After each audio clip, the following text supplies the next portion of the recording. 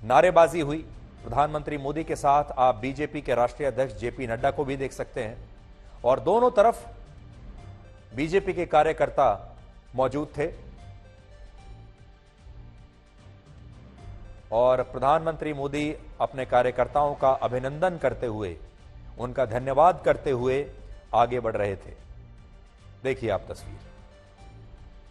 इस साल नवंबर और दिसंबर के महीने में 5 राज्यों में विधानसभा के चुनाव होने वाले हैं, जिनमें मध्य प्रदेश के अलावा छत्तीसगढ़ है, राजस्थान है, तेलंगाना है और मिजोरम का नाम भी इस लिस्ट में शामिल है। ये वो राज्य हैं जहां पर, ये 5 राज्य हैं जहां विधानसभा के चुनाव होने वाले हैं। इन 5 राज्यों में से 2 राज्य, राजस्थान और छत्तीसगढ़ में अभी कांग्रेस पार्टी की सरकार है और मध्य प्रदेश और मिजोरम में बीजेपी की सरकार है और बीजेपी ने ये अपने सहयोगी दलों के साथ इन 2 राज्यों में सरकारें बनाई है। आज की दूसरी बड़ी राजनीतिक खबर यह है कि आज विपक्ष के इंडिया गठबंधन की कोऑर्डिनेशन कमेटी की बैठक हुई, जिसमें एक बड़ा दिलचस्प और खतरनाक फैसला लिया गया है। वो हम आपको बताएंगे। और भी फैसले हैं, पहले वो बता देते हैं। 14 सदस्यों वाली इस कोऑर्डिनेशन कमेटी ने बैठक के बाद एक जॉइंट स्टेटमेंट जारी किया है, जिसमें कुछ बड़े फैसलों का ऐलान किया गया है। 4 बड़े फैसले हैं, मैं आपको बताता हूं इस जॉइंट स्टेटमेंट में कोऑर्डिनेशन कमेटी ने क्या कहा है इंडिया गठबंधन की।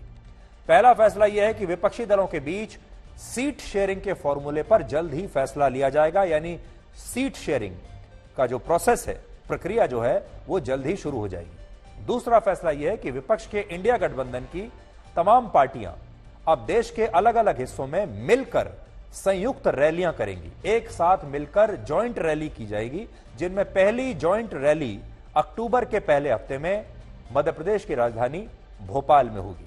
और उन्होंने यह भी तय कर लिया है कि कौन कौन से मुद्दे विपक्ष उठाने वाला है बीजेपी सरकार के खिलाफ। सबसे पहला मुद्दा वो उठाने वाले हैं महंगाई का, दूसरा है बेरोजगारी का और तीसरा है बीजेपी सरकार के भ्रष्टाचार का मुद्दा। इंडिया का गठबंधन जो है, ये 3 बड़े मुद्दे उठाना चाहता है। तीसरा बड़ा फैसला यह है कि विपक्ष के सभी दलों के बीच जातिगत जनगणना के मुद्दे पर सहमति बन गई है और अब ये सभी दल इस मुद्दे को संयुक्त रूप से उठाएंगे। ये तो राजनीति के फैसले हैं और हर पार्टी को पूरा अधिकार है कि वो चुनाव में जाने से पहले, चुनाव लड़ने से पहले अपनी पूरी रणनीति बनाए और तमाम तरह के राजनीतिक फैसले कोई भी राजनीतिक पार्टी ले सकती है।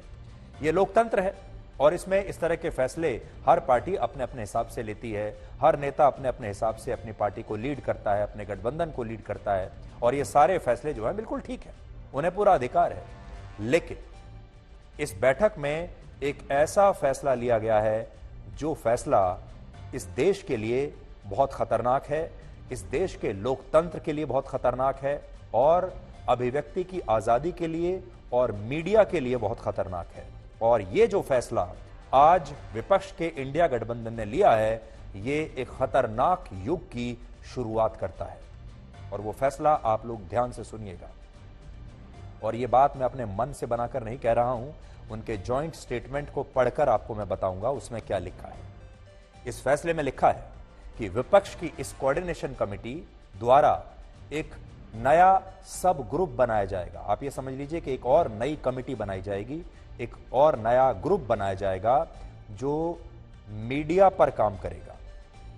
अब मीडिया पर क्या काम करेगा, हमारी मीडिया की रणनीति क्या होगी ये नहीं तय करेगा।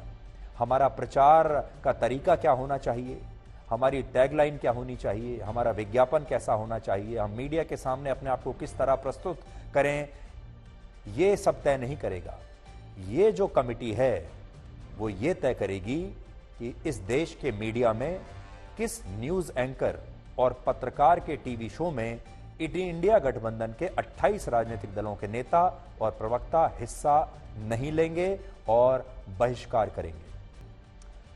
अब आप ये देखिए कि भारत में मोदी वर्सेस ऑल की जो राजनीति हो रही है उसकी चर्चा आसपास के पड़ोसी देशों के नेता भी कर रहे हैं। आज जब दुबई एयरपोर्ट पर पश्चिम बंगाल की मुख्यमंत्री ममता बनर्जी की मुलाकात श्रीलंका के राष्ट्रपति रानिल विक्रमासिंघे से हुई तो उन्होंने ममता बनर्जी से एक ही सवाल पूछा कि क्या वो विपक्षी पार्टियों के इंडिया गठबंधन का नेतृत्व करेंगी और ममता बनर्जी इस सवाल का कोई स्पष्ट जवाब तो नहीं दे पाई, क्योंकि उन्हें पता है कि अगर वो हां कहती हैं तो विपक्ष के इंडिया गठबंधन की दूसरी पार्टियों के नेता नाराज हो जाते हैं, और अगर मना करती हैं तो भी एक मुश्किल स्थिति उत्पन्न हो जाती है। तो एयरपोर्ट पर जब इन दोनों नेताओं की मुलाकात हुई और श्रीलंका के प्रधानमंत्री ने उनसे यह सवाल सीधा पूछ लिया, तो क्या हुआ आप खुद सुनिए।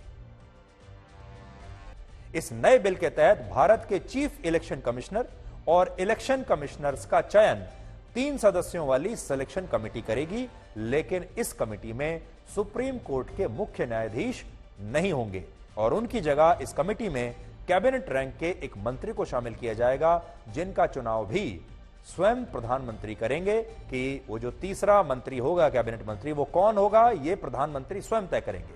और ये बिल लोकसभा में पास हो चुका था और संसद के विशेष सत्र में अब इसे राज्यसभा में पेश किया जाएगा। यानी जो सेंट्रल इलेक्शन कमीशन है, उसमें जो नियुक्ति है चीफ इलेक्शन कमिश्नर की, इलेक्शन कमीशन में चीफ इलेक्शन कमिश्नर की और इलेक्शन कमिश्नर्स की जो नियुक्ति है, इससे पहले जो कमेटी बनी थी उसमें भारत के चीफ जस्टिस हुआ करते थे।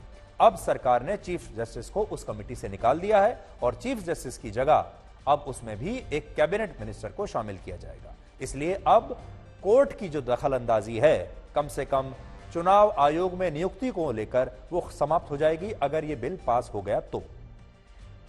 जो एक और बिल है वो भारत के डाकघर से जुड़ा है, जिसमें डाकघर की व्यवस्था को बदलने के लिए यह बिल राज्यसभा में पेश किया जाएगा। इसके अलावा जो 2 बिल लोकसभा में पेश होंगे, उनमें एक बिल का नाम है एडवोकेट्स बिल, जो लीगल प्रोफेशन को रेगुलेट करने के लिए लाया जा रहा है, और दूसरा जो बिल है वो पत्रिकाओं के रजिस्ट्रेशन से जुड़ा हुआ बिल है।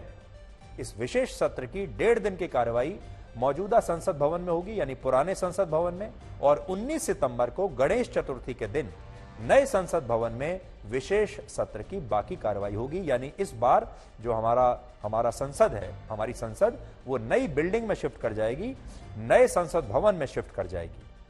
और फिर से कोटा लेकर जाना चाहते हैं, जहां आज एक और दुखद खबर आई है हमारे पास, क्योंकि कोटा में एक और छात्रा ने आज आत्महत्या कर ली है। यह छात्रा 16 साल की थी, जिसने कल अपने हॉस्टल में पंखे से लटककर अपनी जान दे दी। इस छात्रा का नाम ऋचा सिन्हा था और यह 5 महीने पहले ही झारखंड के रांची शहर से कोटा में डॉक्टर बनने का सपना लेकर आई थी और वहां एक कोचिंग सेंटर में नीट की परीक्षा की तैयारी कर रही थी। कोटा के जिस हॉस्टल में यह छात्रा रह रही थी, उस हॉस्टल की वार्डन का कहना है कि 1 महीने पहले उनकी ऋचा के पिता से फोन पर बात हुई थी और इस दौरान उन्होंने उनसे यह कहा था कि उन्हें कोटा आकर अपनी बेटी से मिलना चाहिए। यानी वार्डन ने छात्रा के पिता को कहा कि आप कोटा आ जाइए तुरंत और अपनी बेटी से मिलिए, और तब ऋचा के पिता ने यह कहा कि वो जल्द ही समय निकालकर कोटा आएंगे, लेकिन वो कोटा नहीं आए और इससे पहले कि वो आते उनकी बेटी ने आत्महत्या कर ली। और आज जब ऋचा के माता पिता कोटा पहुंचे, तब ऋचा इस दुनिया में मौजूद नहीं थी।